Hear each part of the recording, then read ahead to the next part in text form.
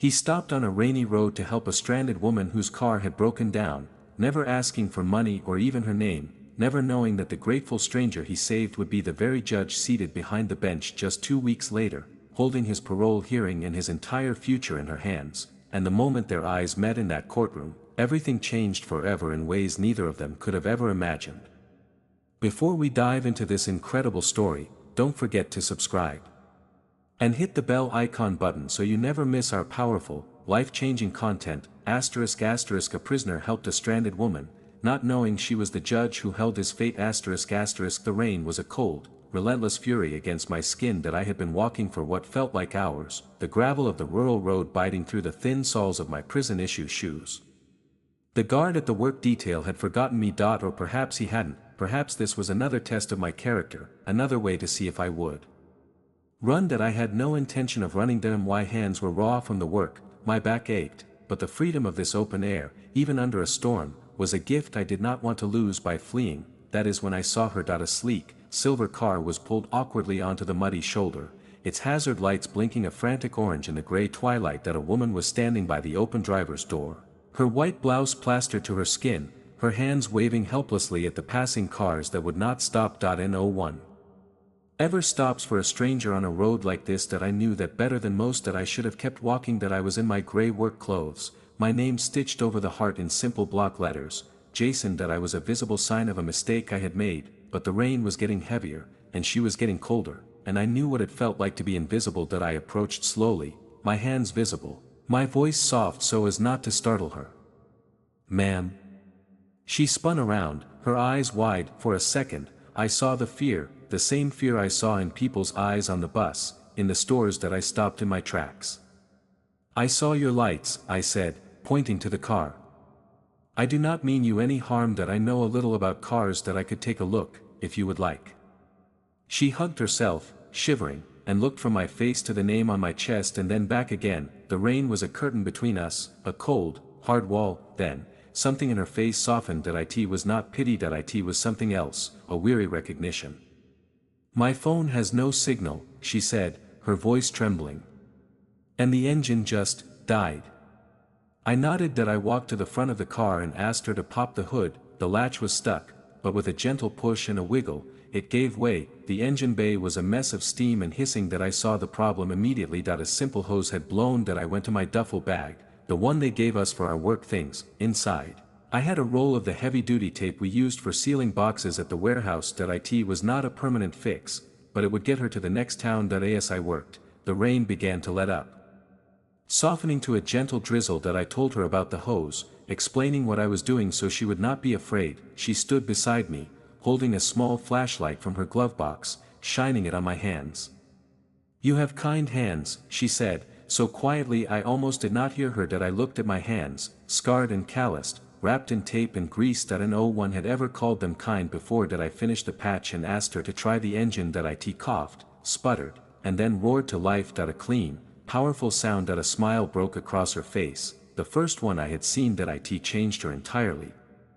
She looked less like a frightened woman and more like someone important, someone used to being in control. "Oh, thank you," she breathed. "Thank you so much." Is there any way I can repay you? Money, a ride?" I shook my head. "No, ma'am, you just get to somewhere safe. The tape will hold, but do not push the engine too hard." I grabbed my duffel bag and started to back away. "Wait," she called out. "I am Elena Vance. Please, at least tell me your name." I hesitated, but she had looked at my hands and seen kindness. That I wanted to be that person, even if just for this one moment. "My name is Jason," I said. "Jason Marks." The name hung in the air between us, and for a fleeting second, I saw a flicker in her eyes. A spark of deep, profound recognition. That it was there and then it was gone, masked by a warm, grateful smile. "Thank you, Jason. I will not forget this." I watched her drive away, the red taillights disappearing into the misty night. I felt lighter than I had in years. I had helped someone, for 1 hour. I was not a prisoner. I was just a man. 2 weeks later, I stood in a sterile courtroom, my hands cuffed in front of me. My final sentencing hearing. I had already served most of my time for a non-violent crime. A bad decision in my youth to get involved with the wrong people, This was about my future, about parole. The bailiff called for everyone to rise. The heavy door behind the bench opened, and the judge swept in, black robes billowing. That I did not look up at first, that I just stared at the floor, at the worn wood. Then, I heard the voice. The court will come to order. That I am Judge Elena Vance presiding.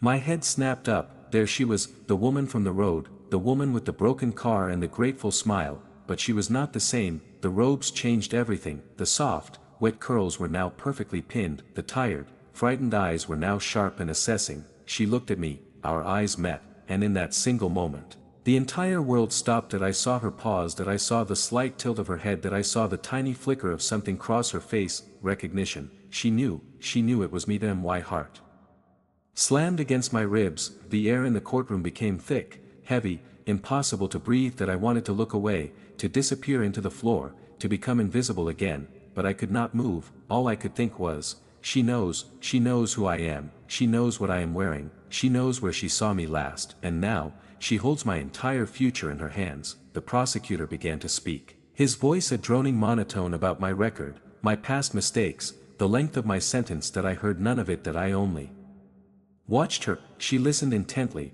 her face unreadable, her fingers steepled beneath her chin. She wrote notes on a yellow legal pad. She did not look at me again, not once. That my lawyer stood up next. That he spoke of my good behavior, my work in the prison laundry, my completion of a vocational training program. That he spoke of remorse, that he spoke of redemption. Still, she did not look at me. Her face remained a stone wall. Then, it was my turn to speak. That I stood on shaky legs, my hands gripping the edge of the table. That I looked at her, really looked at her, trying to see the woman in the rain, but she was gone. I know I made terrible choices, I said, my voice cracking. I was young and stupid and angry, but I have had a lot of time to think in here. That a lot of time to become someone else. That I just want a chance, that a real chance to prove that I am not that person anymore. I sat down. Silence filled the room. Judge Vance looked down at her notes for a very long time. Then, she lifted her head, and finally, she looked directly at me, not at the prisoner, not at the file. That at me. Jason Marks, she said, her voice clear and strong. I have reviewed your case carefully. That I have read the letters from your teachers in the vocational program. That I have read the reports from the guards about your conduct. She paused. That my stomach clenched. I see a man who made a mistake, she continued. A serious mistake, but I also see a man who has used his time to build something new, something better. She set down her pen. There is a question I ask myself in every case, she said softly. It is not just about the crime. That it is about the character, and character, Mr. Marks, is not what we do when people are watching. That it is what we do when we are invisible, when no one will ever know, when there is nothing to gain. My breath caught in my throat. I believe, she said slowly, that I have seen your character, not in this courtroom, but on a dark, rainy road when a stranger was afraid and alone. A murmur rippled through the courtroom. The prosecutor looked confused. My lawyer looked stunned. I saw a man, Judge Vance continued, who had every reason to keep walking, every reason to stay silent, but instead, he stopped. That he helped. That he asked for nothing in return. Not money, not thanks, not even his name. Her eyes glistened, just slightly. That man, she said, is the man standing before me today, and that is the man I believe deserves a future. She lifted her gavel. I am granting you immediate parole, effective today. You have served your time, now go and live the life you have earned. The gavel came down, the sound cracked through the silence like thunder. That I could not move, that I could not speak. That my lawyer was shaking my hand, saying something, but his voice was far away. People were standing, shuffling papers, leaving, and through it all, I stood frozen, tears streaming down my face. Later, after the courtroom had emptied, a bailiff approached me. Someone wants to see you in chambers, he said quietly. That he led me through a heavy door and down a quiet corridor. That he stopped in front of an office and gestured for me to enter. She was sitting behind a large wooden desk. Her robes now hung on a hook by the door. She wore a simple gray dress. She looked smaller without the robes, more human. She looked up and smiled. That it was the same smile from the road. Please, Jason, she said softly. Sit down. Saturday I did not know what to say. I wanted to see you, she said, because I wanted to tell you something. That night, on the road, I was not just stranded, that I was lost, that my husband had left me the week before, that I was driving to a quiet place to think, to cry, to fall apart, and then the car died, and I thought, this is it, this is the bottom, this is where I break. She folded her hands on the desk. And then you appeared out of the rain, a stranger in a gray uniform with a name stitched on his chest, that I was afraid of you at first, that I will not lie, but then you spoke so gently, you worked so carefully, you fixed my car and walked away without wanting anything, and I sat in that car, in the dark, and I cried, but this time, they were different tears, they were tears of hope. Because you reminded me that there is still goodness in this world, still kindness, still people who help for no reason at all. She smiled at me. I went to that quiet place the next morning, and I made a decision. To stop falling apart. To start putting myself back together. You did not just fix my car that night, Jason, you fixed something in me. I swallowed hard. I do not know what to say, I whispered. You do not have to say anything, she replied. I just wanted you to know, and I wanted to give you this. She slid a small piece of paper across the desk that it had an address written on it. My brother owns a garage in the next town, she said. He is looking for a mechanic. A good one, that he does not care about the past, that he only cares about the work, and I have seen your work. I picked up the paper with trembling hands. You do not owe me anything, I said. I know, she replied. This is not about owing, this is about what you taught me, that kindness is never wasted, that helping a stranger is never a small thing. Go, Jason, build your life, and one day, when you see someone stranded on a dark road, stop, help them, pass it on. I stood up. That I wanted to say so many things, but all I could manage was, thank you, Your Honor. She shook her head. Out there, on the road, you did not call me Your Honor, you called me ma'am, and you helped me anyway. Out there, I was not a judge, that I was just a woman, and you were not a prisoner, you were just a man with kind hands. She stood and extended her hand. That I took it. Go on now, Jason, she said softly. Go live. I walked out of the courthouse that day a free man, not just free from bars and fences, but free from the weight of who I had been. The sun was shining, the air was warm, and for the first time in years, I did not look down at the ground. That I looked up. That I walked to the bus stop, the paper with the address clutched tightly in my hand, and I thought about what she said, about passing it on. About kindness being never wasted. That I thought about all the people who would cross my path in the years to come, all the stranded souls on dark roads, and I made a silent promise that I would stop, that I would help, that I would be the hands that reminded someone that goodness still exists, because one rainy night, a stranger had done that for me. She gave me back my future, and all because I stopped. 20 years later, I own that garage now. Judge Vance's brother retired long ago and left it to me. That I have 4 mechanics working for me. 2 of them are former prisoners. That I hired them when no one else would. That I see something in them that I remember in myself, the hunger for a second chance, the fear of being invisible. That I teach them about cars, but more than that, I teach them about people. That I tell them the story sometimes, the story of the rainy night and the stranded woman who turned out to be a judge. They never believe me at first, they think I am making it up, but then, sometimes, an older woman comes by the garage. She drives a different car now. A quiet electric one. She brings cookies for the boys, she asks about their families, she never wears her robes, she does not need to. Everyone here knows who she is, everyone here knows what she did for me. She sits in my office and we drink coffee and we talk about life, about second chances, about kindness, about all the roads we have traveled since that night, and every time she leaves, she says the same thing. Keep passing it on, Jason. And I do that. I will, until my very last day.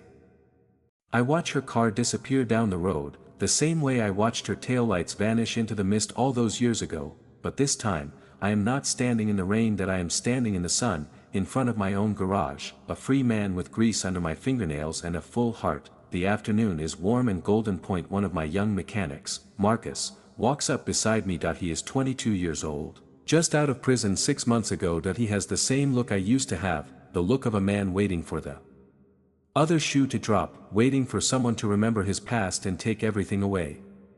Who was that lady? He asks quietly. She comes by a lot. I turn to look at him. He is tall and skinny, with nervous hands that are always moving, always fixing. He is the best mechanic I have. That, I say, is the woman who saved my life. He looks confused. I thought you saved yourself, he says. With hard work and all. I shake my head. I worked hard, but she opened the door, she saw me when I was invisible. Marcus looks down at his feet that he does not say anything, but I see his eyes that I see the question in them, the same question I carried for so long, will anyone ever see me? I put my hand on his shoulder. Come on, I say. There is an engine waiting for us.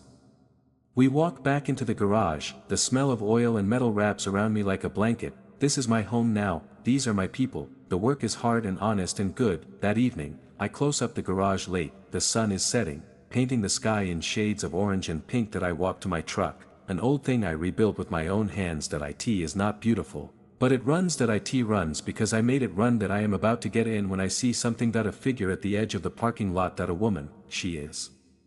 Standing by a small car, the hood up, steam rising into the cooling air, she looks lost, she looks afraid that I walk toward her slowly, my hands visible, my voice soft. Evening, ma'am, you need some help.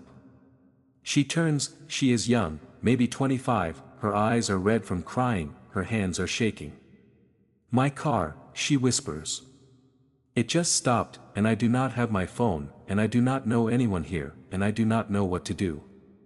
I look at her car. It is an old model, well loved but tired that I have fixed 100 just like it that I smile at her.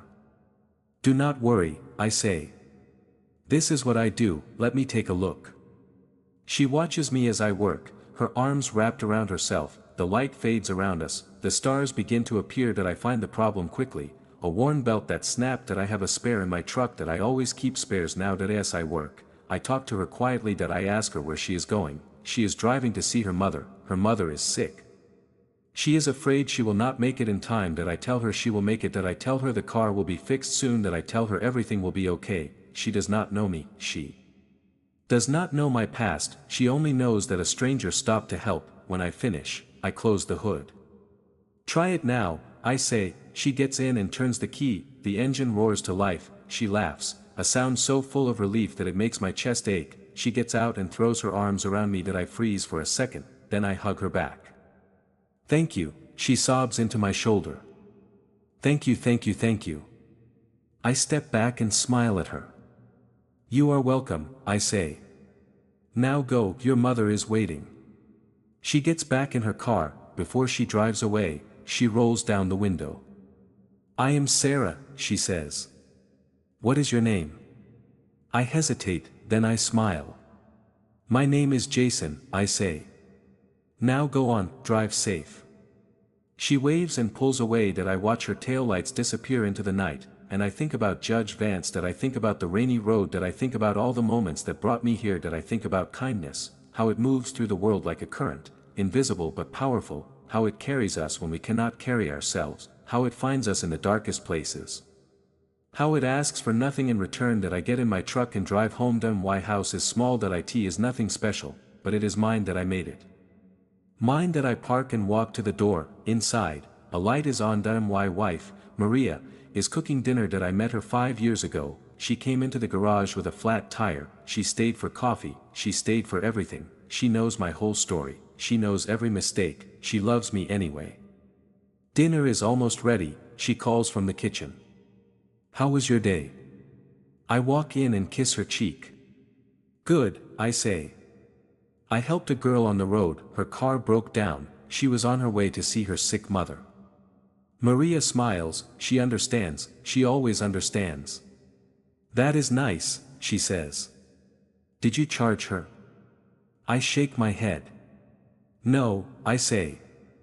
Some things you cannot charge for. She nods, she knows about the rainy road, she knows about Judge Vance, she knows about passing it on that we eat dinner together that we talk about the garage that we talk about Marcus and how well he is doing that we talk about the future. After dinner, I sit on the porch and look at the stars that my phone rings that it is an unknown number that I answer anyway. Hello. Jason. A woman's voice, young, familiar. It is Sarah, from the road tonight that I made it to my mother, she is okay, she is going to be okay that I just wanted you to know. I smile in the darkness. I am glad, I say. Take care of her. I will, she says. And Jason, thank you, for stopping, for helping, for being kind to a stranger. I close my eyes, the words wash over me like rain. You are welcome, I say. Now go be with your mother, that is where you belong.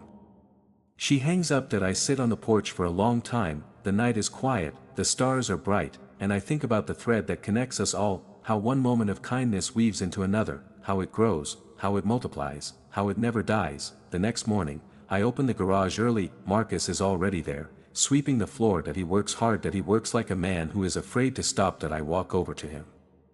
Marcus, I say that he looks up. Yes, boss. I hand him a set of keys that he stares at them. What are these, he asks. They are keys to the shop, I say. You are ready, from now on, you open up on Mondays that I trust you.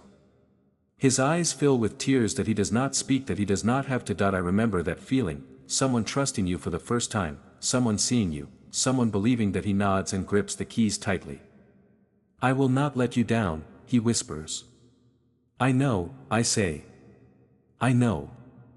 I walk to my office and sit down. On my desk is a framed photograph. It is me and Judge Vance at my wedding. She came, she stood in the back and cried happy tears, she hugged me and kissed my cheek and told me she was proud. A judge, proud of a former prisoner. Life is strange, life is beautiful, life is full of second chances. The door to my office opens. It is a young man, maybe 19, that he is wearing dirty clothes, that he looks tired, that he looks hungry, that he looks scared. Are you Jason? He asks. That I stand up. I am. He shuffles his feet.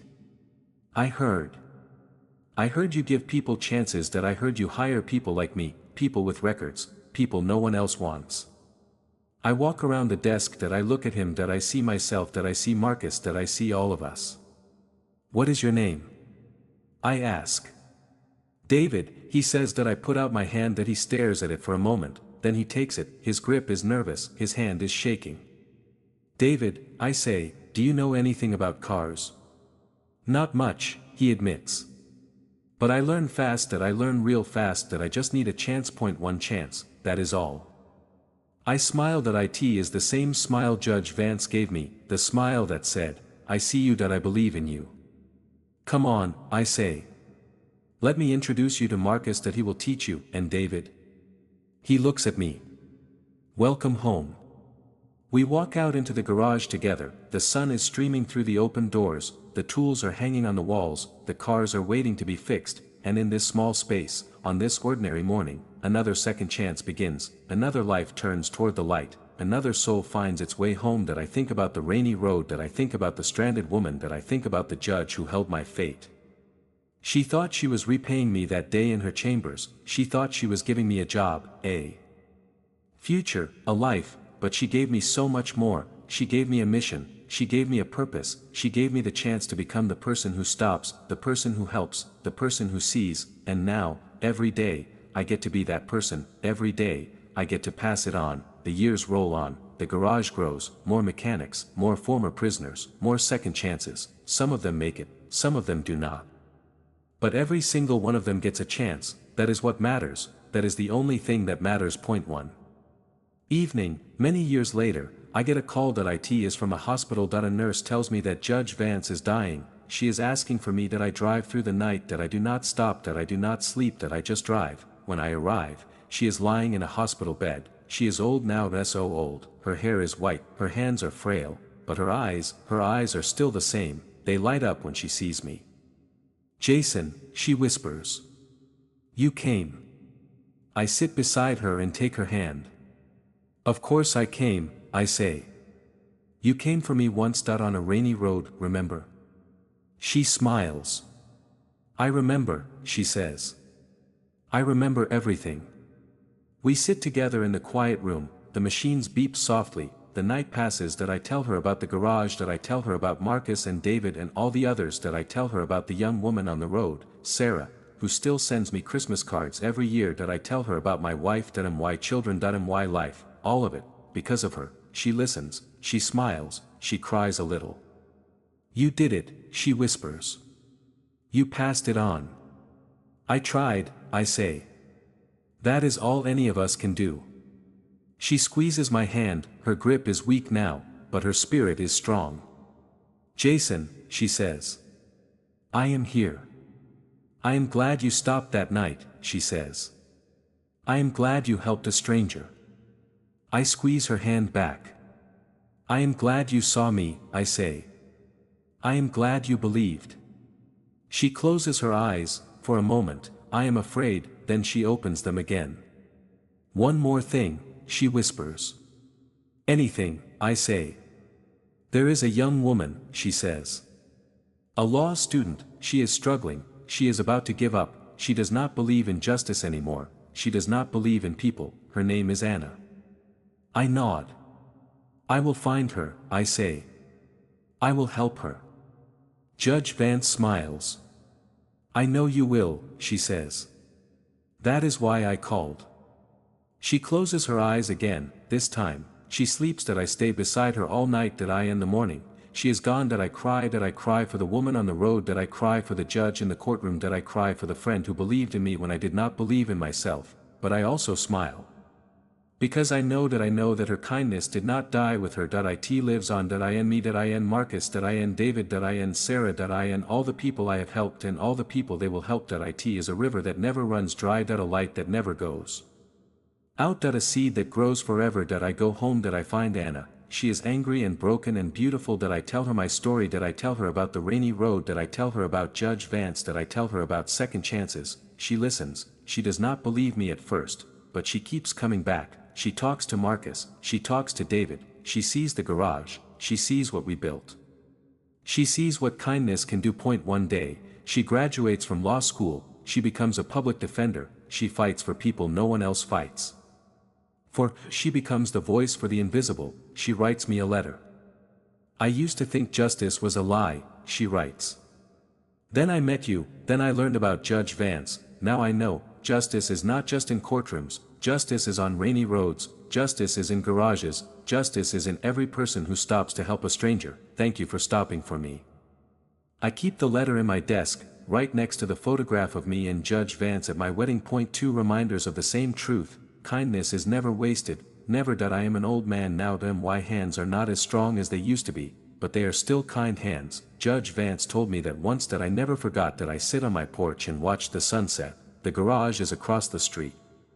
Marcus runs it now. He is good at it. He is kind at it. He passes it on. David is his assistant manager. He has a wife and 2 kids. He volunteers at a youth center on weekends. He tells troubled kids about the man who gave him a chance. He passes it on. Sarah sends me pictures of her mother, still alive, still smiling. She became a nurse, she helps people every day, she passes it on. Anna is a judge now. A young judge with fire in her eyes and kindness in her heart.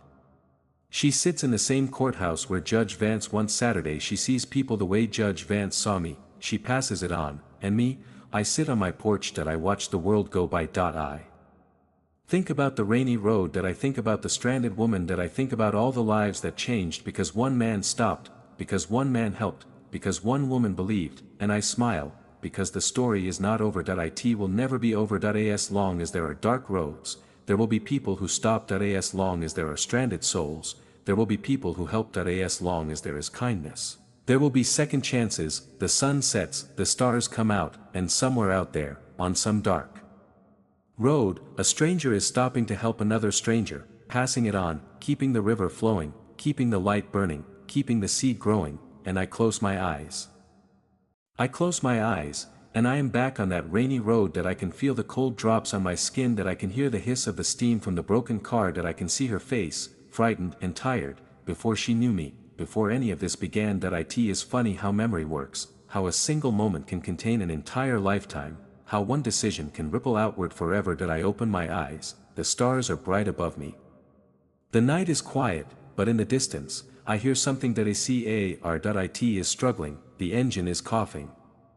Sputtering. It is the sound of someone in trouble. I stand up slowly. My old bones complain, but I ignore them. I walk to the edge of my porch and look down the road. A pair of headlights flicker, the car pulls to the side, just at the edge of my property, the engine dies, the lights go out, for a moment, everything is still, then, a door opens. A figure gets out. It is dark, and I cannot see clearly. But I can see enough that I can see someone standing alone in the night, that I can see someone who does not know what to do next, that I walk down my porch steps and my feet carry me forward, the same way they carried me forward all those years ago, the same way they will carry me forward until I cannot walk anymore. As I get closer, I see who it is. A young man, maybe 20. He is standing by his car, staring at the engine, his hands shoved deep in his pockets. He looks up as I approach, his face is wary. His eyes are tired. He has the look that I know that look. Evening, I say softly. Car trouble? He nods. Just died. I do not know why. I do not know anything about cars. I stop a few feet away. I keep my hands where he can see them. I keep my voice gentle. I know a little, I say. Mind if I take a look? He hesitates. He looks at me, an old man in the dark, coming out of nowhere. I see the fear. I see the mistrust. I have seen it 1,000 times. Then something in his face shifts. Maybe it is my voice, maybe it is my eyes, maybe it is just the night, and the quiet, and the fact that he has no other options. Okay, he says. Yeah, okay, thanks.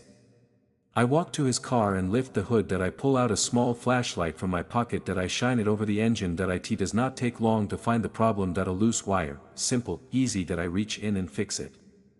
There, I say. Try it now. He gets in and turns the key. The engine roars to life, his face breaks into a smile. It is the same smile I have seen on so many faces, relief, gratitude, hope. He gets out and stares at me. How did you do that? He asks. It was nothing, I say. Just a loose wire, happens all the time. He shakes his head. No, he says. I mean, why did you help me? You do not know me.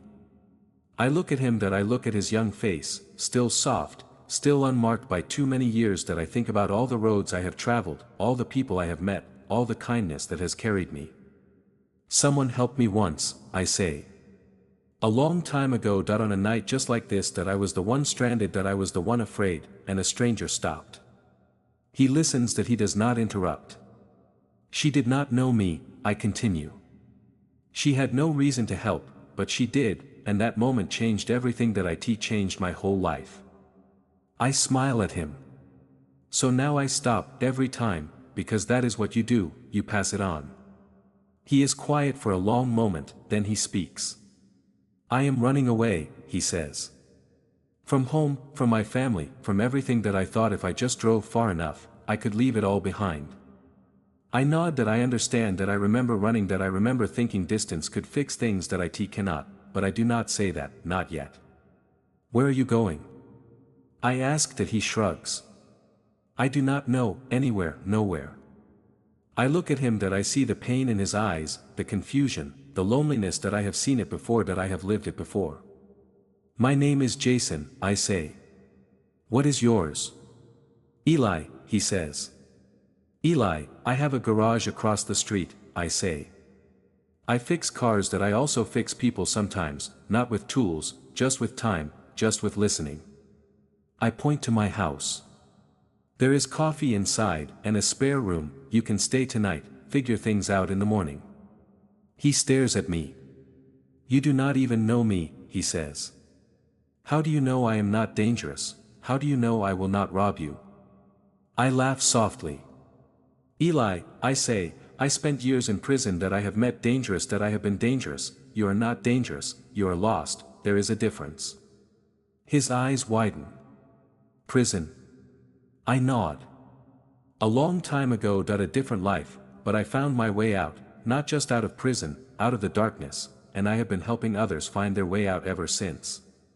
He does not move. He just stands there, staring at me, then, slowly, his eyes fill with tears. I do not know how, he whispers. How to find my way out. I do not know where to start. I put my hand on his shoulder. He flinches, then relaxes. You start here, I say.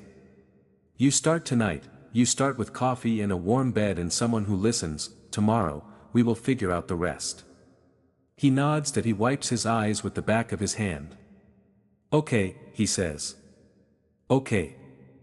We walk to my house together, the night is cool and quiet, the stars are still bright that I open the door and lead him inside. Maria is asleep. I will tell her in the morning, she will understand, she always understands that I make coffee and we sit at the kitchen table that he talks for hours, about his father who hit him, about his mother who looked away, about the fights and the screams and the silence. About running until he could not run anymore. That I listen, that I do not interrupt, that I just listen. When he finishes, he looks at me. You are the first person who ever just listened, he says. The first person who did not try to fix me or shut me up or tell me I was wrong. I nod. That is what someone did for me, I say. Listened, saw me, believed me. That it saved my life. He looks down at his coffee cup. What if I cannot be saved, he whispers. That I reach across the table and take his hand. That he looks up. Everyone can be saved, I say. Everyone, you just have to find the right person to help you believe it.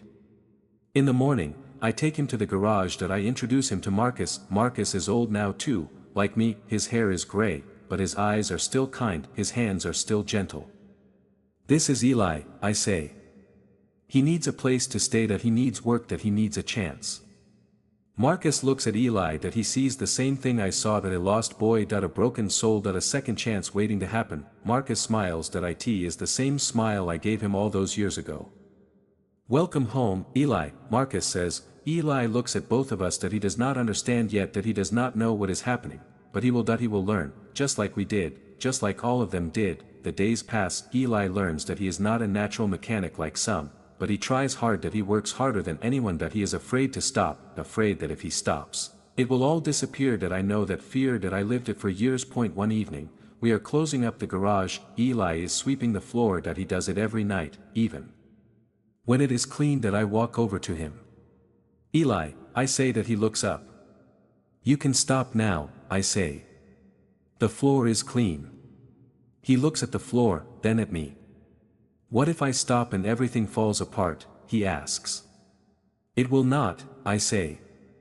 How do you know? I think about Judge Vance. That I think about the rainy road. That I think about all the moments that brought me here. Because I have seen it, I say. I have seen people fall apart. That I have seen people put themselves back together. That I have seen kindness hold them together when nothing else could. I put my hand on his shoulder. You are held, Eli.by me.by Marcus.by all of us. You do not have to be afraid anymore. He looks at me for a long moment, then he nods. That he puts the broom away. That we walk out together into the evening light. Years pass. Eli becomes a mechanic, then a good mechanic, then the best mechanic. That he takes over the garage when Marcus retires. Marcus comes by sometimes, just to sit and watch. That he says it reminds him of why he kept going. Eli is like me. He hires people no one else will hire. That he gives chances no one else will give. He stops for strangers on dark roads. That he passes it on point. One day, a letter arrives. That it is from Anna, the young law student who became a judge. She is retiring now. She writes to tell me that she is okay, that she is at peace, that she spent her whole life fighting for the invisible, and that she owes it all to me. That I write back. That I tell her she owes it to herself. To owe her own kindness, her own strength. That I tell her about Judge Vance, about how she taught me that kindness is never wasted. About how she saw me when I was invisible. That I tell her that she did the same thing, for so many people, for me, for all of us. She writes back one last time. That it is short, just a few lines. I understand now, she writes. It is not about repaying. That it is about continuing. The kindness does not belong to any one person. It belongs to everyone. That it flows through us. That we are just the channels. Thank you for being a channel. Thank you for letting the kindness flow.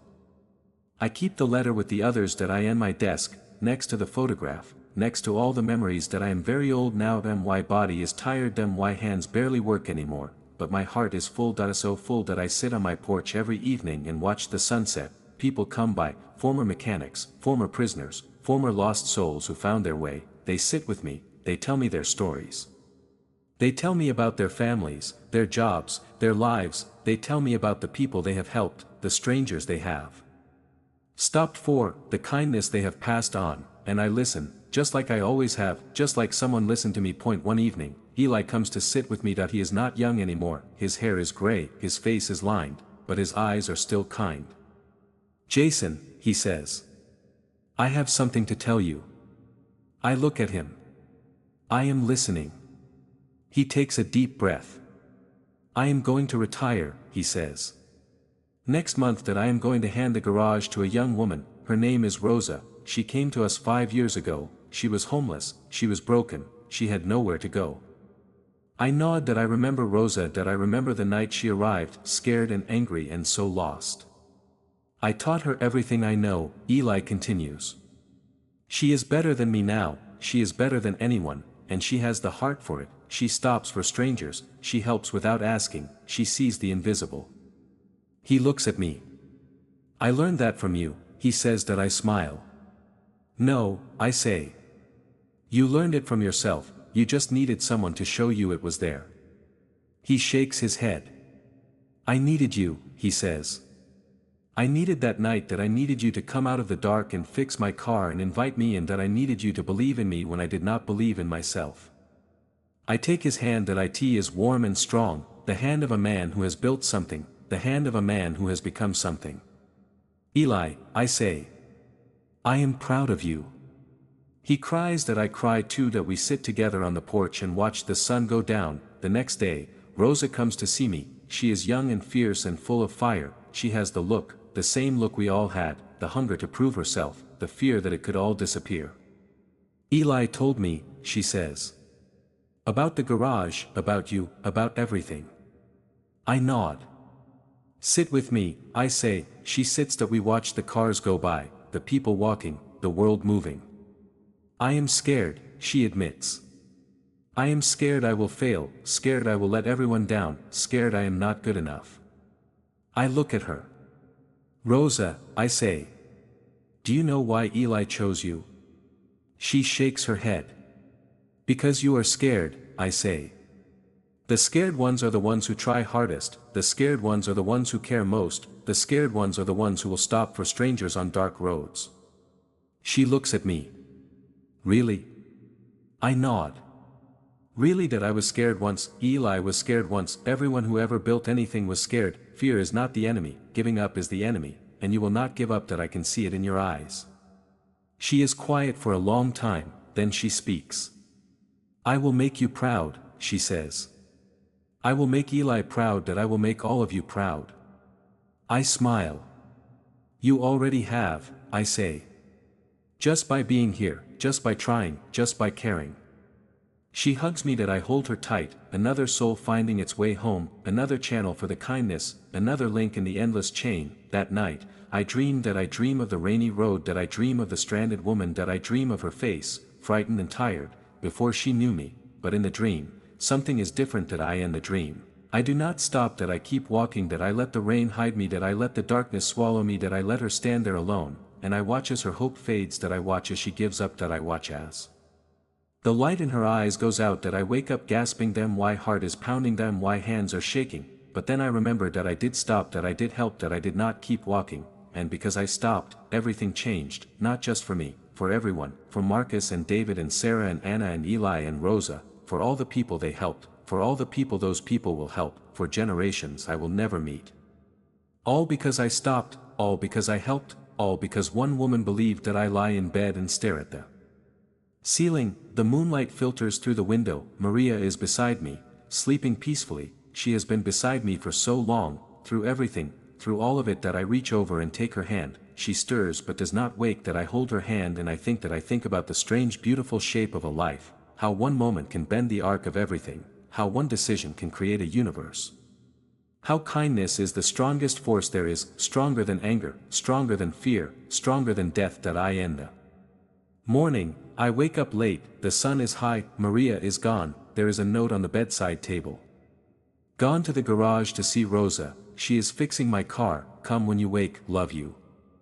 I smile, that I get dressed slowly, them why body is old, every movement takes effort, but I am still here, still breathing, still able to walk to the garage one more time, that I make my way across the street, the garage doors are open, that I hear voices inside, laughter, the sound of tools, the smell of oil and metal, home, that I walk inside, Maria is there, sitting in a chair, watching Rosa work, Rosa is under a car, her legs sticking out, she is talking to someone, that I look around, there are others, young people, some I know, some I do Not, they are working, learning, becoming. Eli is in the corner, talking to a boy with scared eyes, the same look, the same fear, the same hunger that he sees me and nods that I nod back. Rosa slides out from under the car, she sees me and grins. Jason, you came. Look, I am fixing Maria's car. She said it was making a noise that I found the problem. It was easy. I walk over and look at the car. It is an old model point one I have fixed 100 times. You did good, I say. She beams. Maria comes over and takes my arm. Happy? She asks that I look around the garage. Rosa under the car. Eli in the corner. All the young faces learning and growing and becoming. The tools on the walls. The cars waiting to be fixed. The sunlight streaming through the open doors. The kindness filling every corner. Happy, I say. More than happy. I think about the rainy road. I think about the stranded woman. I think about Judge Vance. I think about all of it, how it started with one moment. One decision, one stop, and how it will never end, because kindness does not end. It does not die. It does not disappear. It just keeps going, passed from hand to hand, from heart to heart, from soul to soul. Forever. I close my eyes for a moment, and in the darkness behind my lids, I see her, Judge Vance, young again, smiling at me. She nods, she is proud, she always was. I open my eyes, the garage is still there, the people are still there, the kindness is still there, and somewhere out there, on some dark road, another stranger is stopping to help another stranded soul, passing it on, keeping the chain unbroken, keeping the light alive, and I smile, because I know the story will never end, not as long as there is kindness, not as long as there is love. Not as long as there is someone willing to stop. To help. To believe, the sun shines, the world turns, the kindness flows. I sit on my porch one last time, the sun is setting, painting the sky in shades of gold and rose, the same colors I have watched for a lifetime, the same sky that covered that rainy road so many years ago. Maria is gone now, she passed peacefully 2 winters ago, holding my hand, telling me she loved me. I still feel her sometimes. I am the morning light. I am the quiet evenings. I am the kindness of strangers who stop by just to say hello. Eli runs the garage now, though he is old too. Rosa is the heart of it. The way I once was, and there are others, young ones I barely know, children of children I helped. Their faces are new, but their eyes are the same, the look of people who have been given a second chance, the look of people who are learning to pass it on. Today, they are all here, gathered on my lawn, sitting on the porch steps, standing in the driveway, dozens of them, hundreds. Maybe I cannot count them all. I see faces I know and faces I do not. I see Eli and Rosa and Marcus, though Marcus passed years ago. I see his daughter, who he raised alone after his wife left. She is a teacher now, she teaches children to be kind. I see Sarah, the girl from the road all those years ago. She is old like me, her hair white, her eyes bright. She brought her children and her grandchildren. She told them about the night a stranger fixed her car and sent her to her dying mother. She told them about the kindness that saved her family. I see Anna, the judge. She retired long ago, but she never stopped fighting. She wrote books about justice and mercy. She spoke at schools and prisons. She told everyone who would listen that people can change, that everyone deserves a chance. She is here,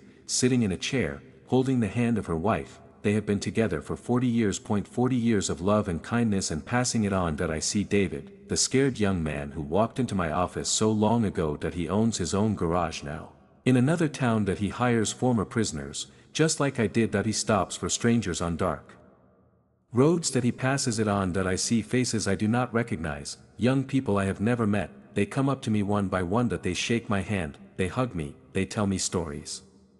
You hired my grandfather when no one else would, one says. My father was lost, another says. He came to your garage and you gave him a chance. He built a life because of you. I was in prison, a young woman says.